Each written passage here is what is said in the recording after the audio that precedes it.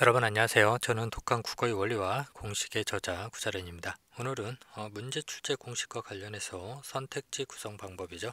제가 지난 시간까지 개괄적인 내용을 말씀을 드렸는데 선택지 구성 방법 첫 번째 관한 내용을 여러분들하고 같이 공부해 보도록 하겠습니다. 일단 제시문이 한 개인 경우, 그 다음에 제시문과 보기가 주어지는 경우, 그죠? 그리고 제시문이 이렇게 여러 개 있는 요 세 가지 경우를 나누어서 자세히 살펴보도록 하겠습니다. 자, 먼저 제시문이 한 개인 경우입니다. 지금 제가 앞서 설명을 드렸었던 일반적으로 제시문만 이렇게 하나 딱 주어지는 경우죠. 이거는 화법이나 또는 비문학 제시문에서는 일부 이렇게 제시문이 하나 주어지죠. 그리고 대부분 문학의 경우는 보기가 같이 주어지는 특징을 확인할 수 있는데요. 우선 이렇게 제시문이 하나 이렇게 주어지는 경우에는 실질적으로 제시문 내용으로만 선택지가 당연히 구성이 되겠죠. 그런데 중요한 거는 그 안에 있는 어휘를 중심으로 이렇게 A, B, C 지금 요거 보면서 말씀을 드릴까요? 이렇게 A, B, C에 관한 내용을 언급을 했다라고 하면은 그 내용을 순서적으로 A, B, C 이렇게 선택지로 구성할 수도 있지만 선택지에서는 B, C, A 좀 순서를 바꿀 수도 있겠죠. 어휘의 배치 또는 실질적으로 이 안에 있는 문장 하나의 문장 또는 여러 개의 문장을 통해서 선택지를 구성을 할 수도 있습니다. 자, 그거는 제가 이후 내용에서 좀 설명을 드릴 거고요. 오늘은 크게 제시문이 한 개인 경우 출제제는 어떤 방식으로 선택지를 구성하는지 사례를 통해서 알아보도록 하겠습니다. 먼저 지금 보시는 사례는 제가 다 체크를 해서 표시를 해놨습니다. 그래서 실질적으로 이 제시문은 이렇게 하나의 완성된 제시문을 제가 지금 일부분 이렇게 툭 잘라 가지고 온 경우입니다. 이런 경우 안에서 실질적으로 제시문 구성은 이렇게 되는 거죠. 연구 개발 집약도에 관한 내용이 나오고, 그쵸? 그리고 그거가 평균 4% 이상이면은 어떤가요? 첨단 기술 산업 분류로 구분을 하고, 그쵸? 이런 첨단 기술 산업이 연결고리 이렇게 잡히는 거죠. 어떤가요? 객관적으로 규정해 준다는 점에서 유용하죠. 이 방법이 첨단 기술 산업이라는 것을 객관적으로 이렇게 규정을 해주는 즉 기준이 되는 거죠. 요 4%를 기준으로, 그죠? 그러나 어떤가요? 산업의 평균을 토대로 하기 때문에 산업 전체로는 첨단 기술 산업이지만 그 안에 얼마든지 저급 기술 기업이 있을 수 있다. 이런 내용이 언급이 됐습니다. 자, 이런 부분을 가지고 선택지에서는 어떤가요? 일단 연구 개발 집약도에 관한 부분이 언급을 하고 그 다음에 기준을 잡아냈죠. 4% 이렇게 잡아내고 그리고 어떤가요? 이러한 4% 이상인 산업이라도 그 안에 저급 기술 기업이 있을 수 있다. 이렇게 실질적인 제시문 내용보다는 좀 더 압축적으로 정리를 하는 겁니다. 그쵸? 이런 방식 여러분 잘 알고 계실 겁니다. 지금은 그런데 어떤가요? 어휘나 또는 어휘 안에 단어, 구를 중심으로 지금 선택지를 구성한 경우이죠. 그쵸? 이런 경우 확인할 수가 있습니다. 자, 이런 방식으로 실질적으로 제시문 내용에서 언급된 내용이 출제자가 선택지로 이렇게 구성을 이런 방식으로 합니다. 그쵸? 이거 너무 쉬운 내용이지만 여러분들이 이 포인트를 이해를 하시고 제시문을 그러면은 어떻게 읽고 이해하고 기억하느냐에 대한 포인트를 주고 공부를 하는 거가 중요하다라는 거죠. 그래서 이런 내용 한번 확인을 할 수가 있습니다. 자, 그러면 실질적인 좀 사례를 통해서 직접 이런 매칭 포인트들이 어떻게 구성되는지 한번 같이 저하고 찾아보도록 하겠습니다. 자, 지금 보고 계시는 사례를 기반으로 해서 제시문 내용과 선택지의 매칭 포인트를 한번 찾아보도록 하겠습니다. 자, 제시문에서는 여러 가지 내용이 나왔는데 우리는 전체 내용을 다 지금 살펴보는 것보다는 어쨌든 지금 시간에서는 출제자가 선택지를 어떻게 만드는지를 이해하는 데에 방점을 두고 강의를 진행을 하다 보니까 조금 발췌를 해서 제가 준비를 했습니다. 자, 이러한 과정을 통해 우리는 꿈이 인간의 내면 세계, 자 어떤가요? 인간의 내면 세계가 나오고 꿈이 또 언급이 됐습니다. 자, 지금 저는 제가 독한 국어의 원리에서 한 문장을 읽을 때 여러분들 계속 경우의 수 뽑아봤었죠.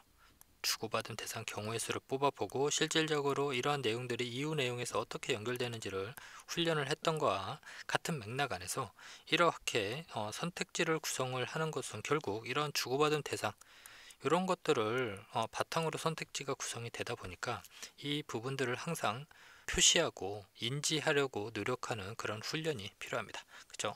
우리는 꿈이 인간의 내면 세계를 외면화하는 역할을 한다는 것을 알게 되었다.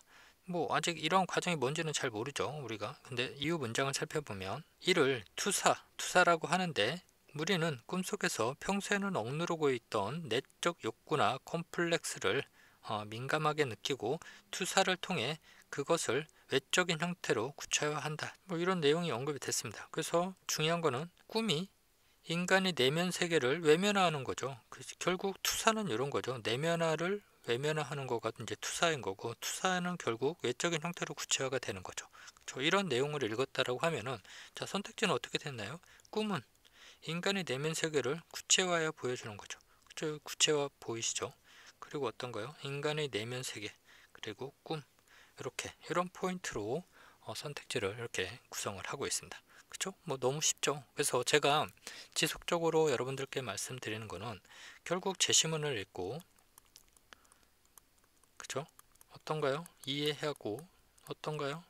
기억까지 여러분들이 끌고 오면은 이런 선택지 판단은 이미 앞에서 제시문 내용에서 100% 근거로 구성이 되기 때문에 이게 정답이 보입니다. 그죠? 그래서 중요한 거는 이 제시문을 어떻게 읽고 이해하고 기억하느냐, 그리고 그 기억의 방법으로 저는 논리문법적 사고를 설명을 드리고 표시의 방법을 설명을 드리고 있다.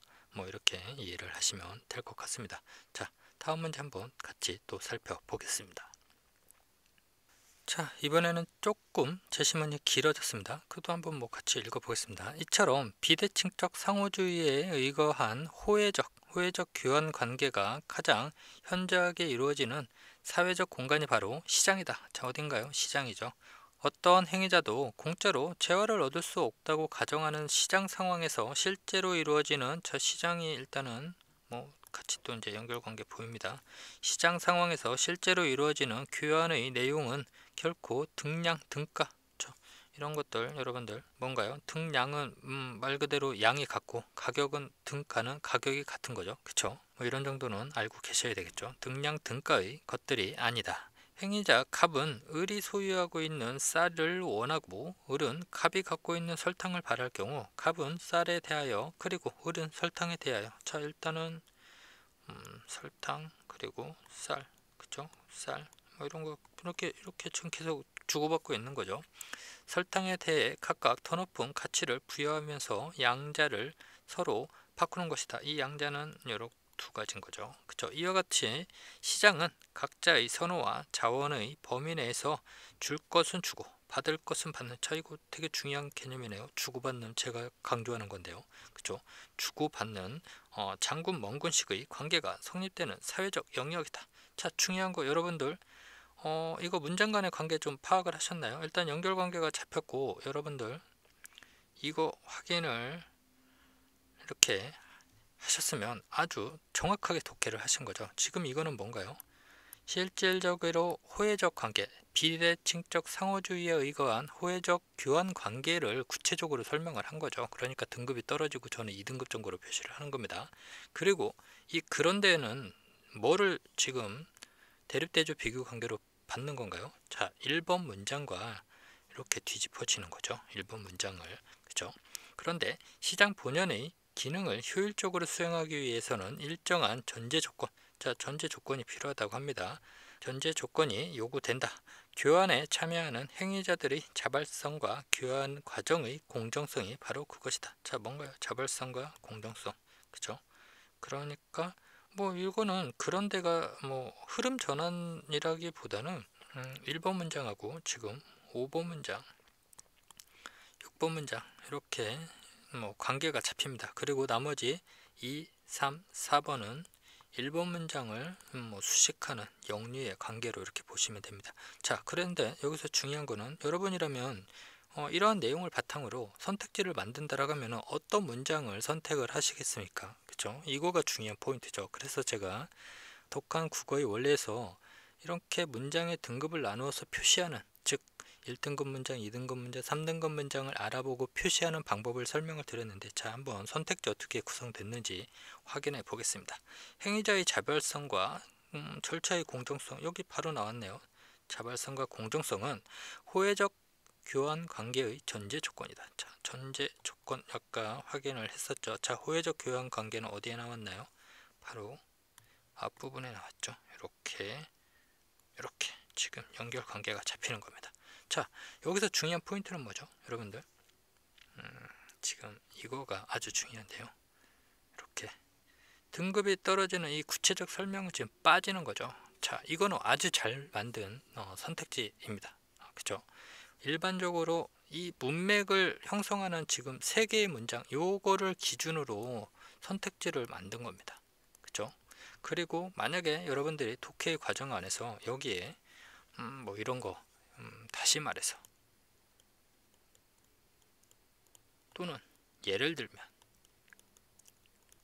뭐 이런 표지어 넣어줬으면은 여러분들이 이거 구체적인 사례로 좀 알아볼 수 있지 않았을까요? 하지만 저는 지금 이걸 어떻게 알아보고 있었나요? 실질적인 주고받은 대상이 이 호혜적 관계, 뭐 시장, 이 범주 안에 지금 다 있는 것을 확인을 하고, 요거가 뭔가요? 구체적인 사례, 이런 부분들을 알아보는 거죠. 그죠? 이런 내용들이 실질적으로 사고가 이렇게 계속 확장하고 있는 거가 아니라 머물러 있는 거죠. 거진 비슷한 얘기를 뭐 이렇게 언급하고 있는 거를 문장 간의 연결 관계를 통해서 여기에 다시 말해 예를 들면 뭐 이런 내용들이 없어도 이거는 구체적인 관계로서 문장의 등급을 이렇게 표시할 수 있겠다, 뭐 이런 정도로 생각을 판단을 하고 이렇게 표시를 한 겁니다. 자, 그렇게 하고 나니까 실질적으로 선택지가 1등급 문장만으로 이렇게 구성이 되는 것을 우리는 확인을 할 수가 있는 거죠. 그래서 여러분들이 독해의 과정 안에서 뭐 이런 부분들을 인식하고 알아볼 수 있으면 국어 영역 정말 쉽습니다. 자, 문제는 이 범위가 지금은 제가 어느 정도 이렇게 좁혀 드린 거죠. 그죠? 근데 시험 상황에서는 이게 늘어나죠. 이게 늘어나니까 우리는 지금 낙동강에서 오리알을 찾아야 되는 그런 훈련까지 지금 이어져야 되는 겁니다. 지금은 요거 비유를 들으면 제가 앞서도 설명드렸는데 우물 안에서 개구리를 찾는 거죠. 그쵸? 우물 안에서. 우물안 개구리는 뭐 속담이 다른 의미이지만 어쨌든 이 범주를 말씀을 드리는 겁니다. 그래서 우물 안에서 지금은 개구리 찾는 훈련을 하고 있다, 뭐 이렇게 생각을 하시면 될 것 같습니다. 자, 문장 독해에서 등급을 표시하는 거는 이런 관점에서 보면 정말 중요하죠. 그쵸? 하지만 이런 선택지 많지 않습니다. 이거는 정말 잘 만든 선택지이고, 출제자가 문장의 뭐 여러 가지 위계라든가 또는 맥락이라든가 이런 부분들을 잘 조절을 해서 만든 선택지가 아닌가 생각을 해봅니다. 자, 그러면 이어서 두 번째 경우를 좀 살펴보겠습니다. 이거는 이제 제시문과 보기가 주어지는 이런 경우입니다. 그쵸? 그래서 제가 앞서 개괄적인 강의에서 뭐 설명을 드렸지만 다시 한번 설명을 드리면, 이런 경우는 크게 여러분들이 4가지 경우를 생각을 하시면 됩니다. 보기문과 제시문이 이렇게 나누어져서 뭐 선택지가 구성되는 경우, 그 다음에 제시문과 보기, 뭐 순서는 바뀔 수 있죠. 그런데 중요한 거는 이렇게 보기가 주어졌음에도 불구하고 실질적인 선택지는 제시문 내용만으로 구성될 수가 있습니다. 그리고 두 번째는 뭐 완전히 보기 내용만 가지고 선택지를 구성하는 요 네 가지 관점을 조금 이해를 하시면 좋을 것 같습니다. 자, 뭐 어쨌든 사례를 통해서 자세히 설명을 드려 보도록 하겠습니다. 자, 지금 보시는 사례 관련해서 제시문 부분과, 자, 어떤가요? 지금 이렇게 보기가 주어져 있죠. 그래서 우선 제시문은 토인비의 역사 연구를 펴내는 연구의 기본 단위를 뭐 설명을 하고 있습니다. 제가 이거는 제시문을 다 읽어 드리지는 않겠습니다. 중요한 거는 실질적으로 이러한 제시문과 보기가 구성이 됐을 때 어떠한 방식으로 선택지를 구성을 하는지에 대한 내용에 더 중점적으로 설명을 드리도록 하겠습니다. 그래서 이 제시문에서는 뭐가 나오나요? 개념이 나오죠. 개념이 크게 4가지가 나오죠. 도전과 응전, 창조와 그 다음에 뭔가요? 모방, 이렇게 4가지 개념이 나오는 거죠. 그리고 그에 의하면 그 환경의 도전에 대해 성공적으로 응전하는 인간 집단이 문명을 발전시키고 성장시킨다. 여기서 중요한 것은 그 환경이 역경이라는 점이다. 인간의 창의적 행동은 역경, 이런 건 이제 잡히는 거죠. 역경을 당해 이를 이겨내려는 분투 과정에서 발생하기 때문이다. 뭐 근거니까 뭐 이렇게 어쨌든 중요한 거는 뭐죠? 도전, 응정, 창조, 모방 뭐 이런 네 개의 개념 뭐 역경까지 나왔네요. 뭐 역경은 뭐 개념이라기보다는 뭐 하나의 단어 정도 되는 거죠. 중요한 거는 이런 네 가지 개념을 토인비가 어쨌든 뭐 가설을 세운 거죠. 이런 내용이 언급이 제시문에서 됐고 이러한 개념과 달리 보기에서는 어떤가요? 빙하가 끝나고 나서 세계의 여러 지역의 기후는 크게 달라졌다. 그렇죠? 기후에 관한 내용입니다. 서남아시아 일부 초원 지역. 자, 이거 딱 보면 여러분들 짐작이 되시죠? 아, 이거 구체적인 사례로 언급이 되는구나. 그러면은 보기는 사례죠. 그렇죠? 그래서 요거는 사례. 그러면 어떤가요? 결국 이 개념과 이 사례를 매칭하는 선택지가 구성이 된다라는 것을 여러분은 예측을 하셔야 되겠죠. 이게 중요한 거죠. 그러면은 도전과 응전 뭐 이런 개념들은 어쨌든 제시문 안 속에서 여러분들이 지금 읽어 보셨으면은 도전은 뭐고 응전은 뭐고 응축은 뭐고 그 다음에 모방은 뭔지 이런 개념을 조금 머릿속에 염두에 두시고 이런 개념과 어떡하요? 매칭 포인트를 잡을 수 있는 사례의 어휘들을 찾아서 기억을 하시면 되겠죠. 그런 포인트로 일단은 선택지를 한번 같이 보도록 하겠습니다. 일단 사막화는 아까 바로 나왔죠. 사막화는 어디 나왔나요? 여기 사막화가 이렇게 바로 언급이 됐죠. 그리고 나서 일부 초원지역 이것도 마찬가지죠. 뭐 일부 초원지역 관련된 부분이니까 일단은 보기가 먼저 언급이 됐네요. 그렇죠? 이렇게 보기가 언급이 되고 그 다음에는 역경에 해당한다고 자, 역경에 관한 부분은 어디에 나왔나요? 여기에서 나왔었죠. 이렇게 역경. 그래서 보기 사례와 실질적으로 요거는 제시문 어휘를 가지고 매칭을 한 거고 두 번째는 셋째 집단은 생활 터전과 생활 양식이 모두 바뀌는 방식으로 자 셋째 집단은 어디 나오나요? 여기서 나오죠. 이렇게 셋째 집단이 나오고 바꾸는 방식으로 환경의 변화에 자 어떤가요? 응전하여 문명을 발생시켰다고 보아야 되겠군. 자 이거는 제시문 이거는 보기 이렇게 이거는 뭐 당연히 둘 다 보기를 먼저 언급을 하고 제시문을 뭐 뒤에 언급을 했네요. 그래서 아까 응전은 우리가 여기서 확인을 할 수 있었죠. 그리고 이런 방향은 인간의 집단이 도전에 대해 성공적으로 응전하는 인간의 집단이 자 뭐를 하나요? 문명을 발생시키고 성장시킨다고 말했죠. 그래서 문명을 발생시키고 성장시킨다고 보기꾼 뭐 이런 방식으로 지금 중요한 거는 선택지가 보기, 제시문 그래서 이 두 개념과 실사례를 이렇게 매칭 포인트를 잡을 수 있는지에 대한 부분을 출제자는 이렇게 선택지를 구성을 하면서 여러분들께 물어보고 있는 거죠. 그렇죠? 이렇게 해서 보기가 있는 경우 제시문과 보기가 있는 경우 실질적으로 선택지는 이렇게 제시문 부분과 보기 부분으로 나누어서 또는 뭐 이후 선택지에서는 보기 내용만 여기서는 보기 내용만 어떤 선택지에서는 또 어떤 선택지에서는 어떤가요? 제시문 내용만 이렇게도 구성이 될 수 있습니다. 자 중요한 거는 요게 더 적합한 선택지가 되겠죠. 그쵸? 뭐 이런 정도 이해를 하시면 될 것 같습니다. 자 이번에는 문학 사례를 같이 한번 비교를 해 보겠습니다. 지금 우리가 살펴본 내용에서 계속적으로 뭐 제시문 그리고 또 당연히 보기가 나오겠죠. 근데 앞서 살펴본 비문학 제시문에서는 제시문 부분에 여기 아까 체크를 했죠. 개념이 나왔죠. 그리고 보기에 사례가 나왔잖아요. 그런데 지금 문학은 어떻게 되나요? 이게 바뀌죠. 왜냐하면 소설이라는 거는 그 자체가 개념이 될 수가 없죠. 소설이라는 장르 자체는 무조건 다 사례죠. 그러다 보니까 보기에는 어떻게 나오나요? 대부분이 개념 또는 뭐 배경지식 뭐 이렇게 정리가 되는 거죠. 이거는 뭐 100%입니다. 100%. 소설 제시문에 개념이 나오는 경우 자 이런 경우는 없습니다. 다만 요즘 기출문제를 좀 살펴보면 이런 경우는 있습니다. 제시문을 주어지는데 보기를 앞에다 때려주는 경우는 있습니다. 이거가 그리고 제시문이라고 이렇게 가라고 표시를 해놓더라고요. 그래서 저는 이거 보고 너무 조금 의아해 했는데요. 요거는 제시문이 아니죠. 실질적으로 기존에 보기에 있던 내용을 갖다가 왜 여기다 배치를 하면서 문제를 제시를 하고 있는지 저는 요거는 정말 이해가 안 가더라고요. 어쨌든 근데 뭐 이거는 조삼모사죠.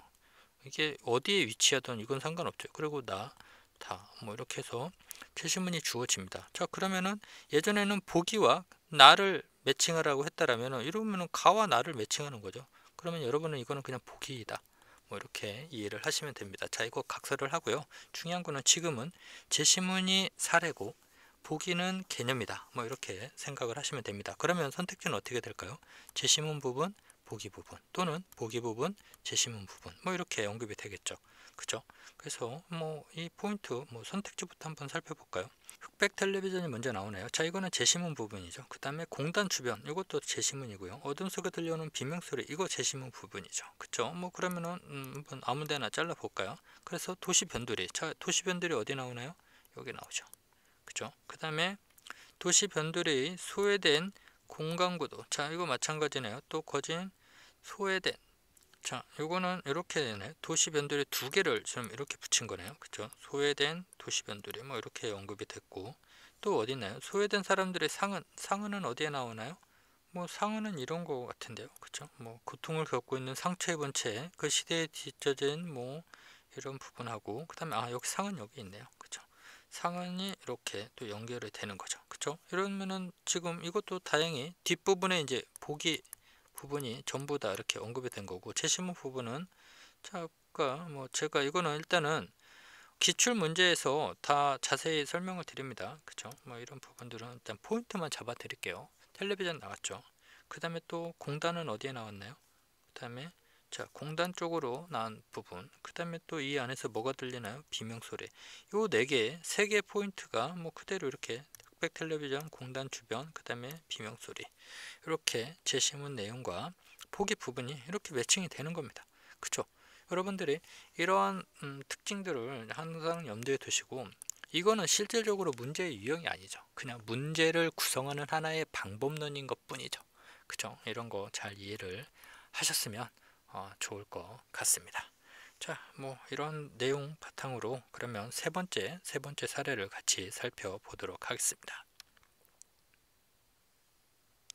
자, 세 번째는 지금 우리가 살펴봤었던 뭐 제시문 한 개의 경우, 보기와 제시문이 주어지는 경우, 뭐 이거와 달리 시에서 이제 많이 나타나는데 가나다 이렇게 주어지는, 지금 보시는 이렇게 세 개를 주어주는 거죠. 그러면은 어떤가요? 선택지는 당연히 첫 번째로 공차를 물어보죠. 공통점이 뭔지, 또는 차이점이 뭔지. 뭐 이거 단골 메뉴 아닙니까? 그죠? 세 개의 시에 공통점을 물어보고 차이점을 물어보고. 그죠? 이거는 아주 쉽습니다. 자, 그래서 이 내용들 꼼꼼하게 읽고 실질적으로 여러분들이 세 개가 딱 나오면 일단 공차를 염두에 두고 제시문을 읽는 거가 중요하겠죠. 그리고 그런 내용을 표시하면서 뭐 읽어 내려오면 쉽게 해결을 할 수 있습니다. 자, 이거와 더불어서 조금 한 번 더 생각을 해볼 거가, 자, 이거하고 맥락이 비슷한 거가 지금 앞서 살펴본 제시문과 보기가 주어지는 경우입니다. 자, 이거 무슨 말이냐면 일반적으로 제시문에 사례가 나오고, 그 다음에 개념이 나오고, 그쵸? 그 다음에 개념이 나오거나 또는 사례가 나오면은 이거는 말 그대로 보기와 제시문이 나온 경우로 두 번째 방식으로, 제시문 구성 방식으로 이해를 하시면 됩니다. 자, 근데 중요한 거는 지금 사례가 나오고 개념이 나오는 게 아니라 사례가 나오고 이렇게 다시 사례가 나오는 경우, 그쵸? 그럼 위계가 똑같은 거잖아요. 사례, 사례. 이것도 마찬가지로 가, 나, 다가 똑같이 사례잖아요. 이렇게 사례, 사례, 사례. 그쵸? 그쵸? 이거는 뭐 이렇게 나온다고 하면은 이거는 실질적으로 제시문과 보기라기보다는 그냥 가, 나 두 개의 사례가 언급이 된 경우입니다. 이렇게. 그러면은 이것도 그러면 이렇게 물어보겠죠. 보기와 제시문의 공통점을 물어보겠죠. 우선적으로. 그래서 아까 제가 말씀을 드렸던 것처럼 보기의 개념이 제시문 가로 들어가는 경우하고는 이거는 반대의 경우이죠. 뭐 그렇게 이해를 하시면 될 것 같습니다. 그래서 여러분들이 같은 위계로, 또는 여기가 개념, 그 다음에 개념, 뭐 이렇게 두 가지가 나온다라고 하더라도 이것도 마찬가지로 제시문이 복수로 등장하는 경우다, 뭐 이런 정도 이해를 하시면 될 것 같습니다. 자, 이거 설명이 됐나요? 그죠? 그래서 여러분들 요 내용들 이거 뭐 너무 당연하고 쉬운 내용이지만 이런 부분들을 정확하게 구분해서 인지를 하고 있는 거가 1단계입니다. 1단계. 그래서 제가 너무 당연한 내용임에도 불구하고 구분을 해서 이렇게 여러분들께 설명을 드리고 있다. 뭐 이런 정도 이해를 해보시면 될 것 같습니다. 자, 그럼 이런 사례 구체적으로 확인하고 오늘 수업을 마무리를 짓도록 하겠습니다. 자, 뭐 이런 경우는 대부분 시에서 많이 등장을 합니다. 가와 나의 공통점으로 적절한 것은, 자, 일단 시가 두 개가 나옵니다. 일단은 이렇게, 자, 이렇게 두 개가 나오면은 여러분들은 요 시와 요 시를 비교할 수 있어야 되겠죠. 자, 여기서 뭐 하나의 팁을 드리면, 여기서 비교의 기준은 어떤 제시문으로 잡는 게 좋을까요? 나를 기준으로 가를 비교하는 게 좋을까요? 아니면 가를 기준으로 나를 비교하는 게 좋을까요? 자, 요거죠. 왜냐하면 요거가 짧기 때문에 어쨌든 여러분들이 기억하기도 더 수월하고, 그렇기 때문에 어쨌든 기준을 일단 가로 잡는 거가 좋을 것 같습니다. 자, 이와오 흩뿌릴째 울며 찾고 이별하님. 자, 일단은 울며 찾고 이별하님 이미 나오네요. 그러면 일단은 시적 대상 먼저 생각을 할 수 있습니다. 그 다음에 화자는 아직 드러나지 않았죠. 추풍 낙엽에 저도 날 생각는가. 자, 이거 저도는 누군가요? 나가 아니라 임이죠. 임, 너도 나를 생각하는가? 뭐 이렇게 물어본 겁니다. 그죠? 천리에 외로운 꿈만 오락가락 하노매. 자, 일단은 이거 시적 분위기 어떤가요? 외롭죠. 이별을 했죠.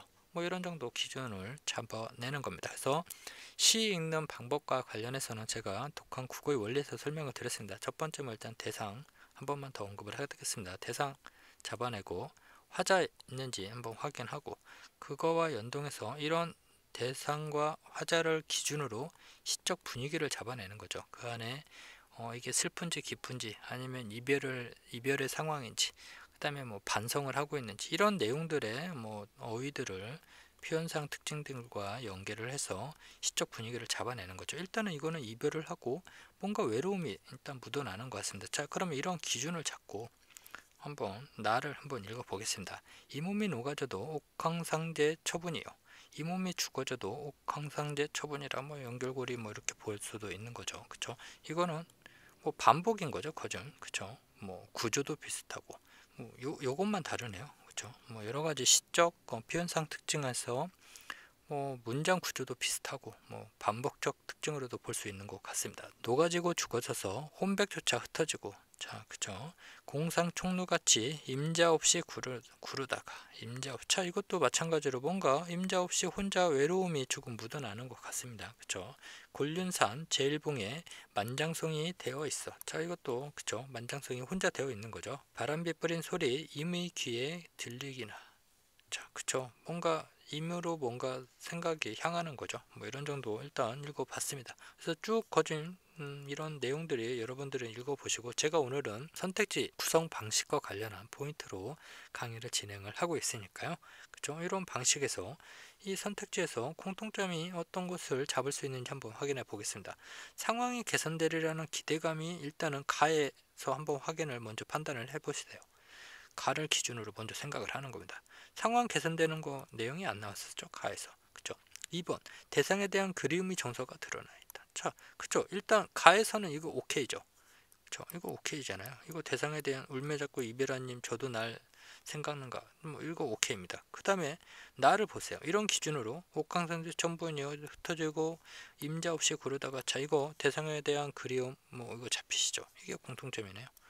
그죠? 이렇게 여러분들이 뭐 이런 경우는 있죠. 뭐 이 시의 길이가 비슷한 경우면은 일단은 그래도 앞에 있는 거를 기준으로 잡으면 되겠죠. 그래서 뭔가 기준을 잡는 겁니다. 여러분들이 문제 풀 때 가 읽고 가서 가와 해당하는 선택지 다 풀고 나 읽고 저 이거 실전에서 가능할까요? 이거 불가능합니다. 이렇게 하면은 이거는 제가 별도로 말씀을 드리겠지만, 이거는 정말 한두 문제 이렇게 풀 수는 있죠. 근데 모든 문제를 이렇게 푸는 거는, 이거는 정말 좀 생각을 해보셔야 될 것 같습니다. 자, 중요한 거는 이렇게 기준을 잡는 거가 중요한 거죠. 이런 경우는. 그죠? 이런 정도 설명을 드리고, 넘어가도록 하겠습니다. 그것도 뭐 나머지 선택지 한번 같이 한번 보겠습니다. 3번 작품의 바탕에 절대자에 대한 믿음이 깔려 있다. 뭐 일단 절대자는 아까 옥한상제 뭐 이런 부분들 뭐 확인할 수 있는데, 이거는 뭐 굳이 보면은 나와 관련된데 절대자에 대한 믿음, 뭐 믿음으로 볼 수 있나요? 그쵸? 뭐 어쨌든 그리워하고 있는 거잖아요. 핵심은 마음껏 해서 뭐 이미 옷을 비치거든 얼굴 뭐 반지실까 뭐 이렇게 해서 뭐 어느 정도 이거는 나의 뭐 조금 생각을 할 수 있을 것 같습니다. 4번 부정적인 현실에 대한 비판적 태도 뭐 이런 거 아니죠. 그렇죠? 5번 일상적 소재를 위주로 해요 삶에 대한 성찰을 보여주는 거 아니죠. 성찰의 이슈 아닙니다. 그렇죠? 그래서 정답은 뭐 2번 이렇게 해서, 이거는 뭔가요? 공통점 두 개의 여러 개의 제시문이 제시되었을 때 공통점을 묻는 문제이다.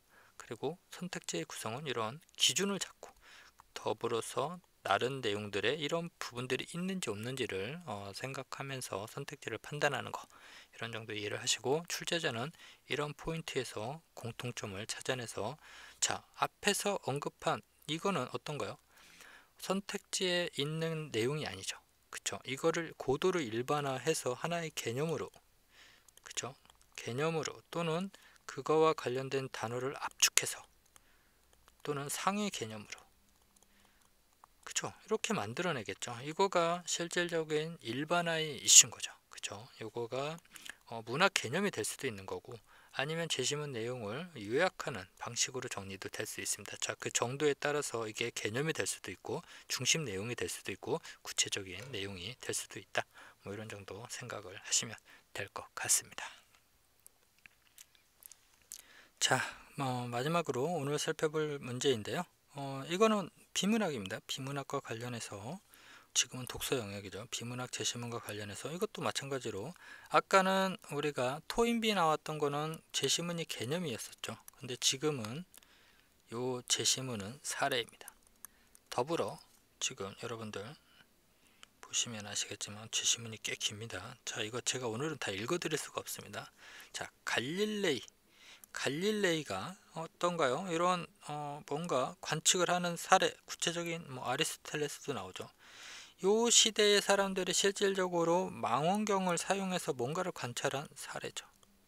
자, 그래서 보기가 주어졌지만 실질적으로 이건 어떻게 이해를 하시면 되냐면은 여러 개의 제시문, 복수의 제시문이 등장한 구성이다. 이렇게 이해를 하시고, 이거의 핵심은 뭔가요? 그러면은 이거와 사례와, 그러니까 제시문과 보기의 공통점을 일단은 물어보겠죠. 이거를 일단은 물어볼 것 같습니다. 그죠? 그래서 이런 내용들을 여러분들이 항상 생각을 하십니다. 자, 그래서 제가 이거 아직 문제 유형까지 말씀을 드리지 않았는데, 이거 굳이 문제 유형 따지면 뭔가요? 사실 플러스 비판적 이해죠. 그죠? 아까 보기, 진짜 보기, 이거는 지금 구성된 거, 보기 여기가 개념이 나왔다라고 하면은 문제 유형은 어떻게 가나요? 개념과 사례가 빠지는 거죠. 개념과 사례를 매칭하니까 이거는 사실 플러스 적용 창의 문제가 되는 거죠. 자, 이거는 제가 문제 유형 파트에서 아주 구체적으로 설명을 드리고 있습니다. 자, 이거는 보기와 그 다음에 여러 개의 제시문이 나왔을 때 뭐 보기가 나왔다고 무조건 적용 창의로 또 보시는 분이 계시더라고요. 그런 경우가 아니다. 상황에 따라서 비판적 이해가 될 수도 있고 적용 창의가 될 수도 있는데, 동일 위계이냐 아니면 이렇게 개념이 나오고 사례가 나오는 다른 위계이냐, 이런 판단의 기준을 여러분들이 꼭 가지고 계셨으면 좋겠습니다. 자, 어쨌든 지금 보신 사례 마찬가지로 뭘 물어보나요? 제시문 사례와 보기에 유사점이 아닌 거에 대해서 물어보는 거죠. 그렇죠? 여러분들 그 부분 좀 생각을 하시면 될 것 같습니다. 자, 일단 첫 번째는 망원경에 대한 불신이 개입된 점, 요거는 어떤가요? 이거는 둘 다 언급이 되어 있지 않았나요? 자, 일단 여러분들 이거 관련해서도 또 이제 말씀을 드릴 거는, 아까 시에서 짧은 가를 기준으로 이 선택지를 판단을 했잖아요. 마찬가지입니다. 지금 제시문하고 보기하고 뭐가 더 짧은가요? 보기가 훨씬 짧죠. 그러니까 이거 역시 기준은, 자, 기준은 보기입니다.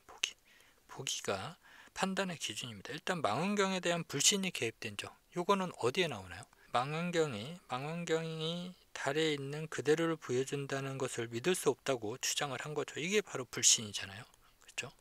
이 부분 일단 요거는 보기에 일단 반은 나왔습니다. 그렇죠? 그쵸? 제시문 부분 안에서는 이 부분이 어디에 나왔죠?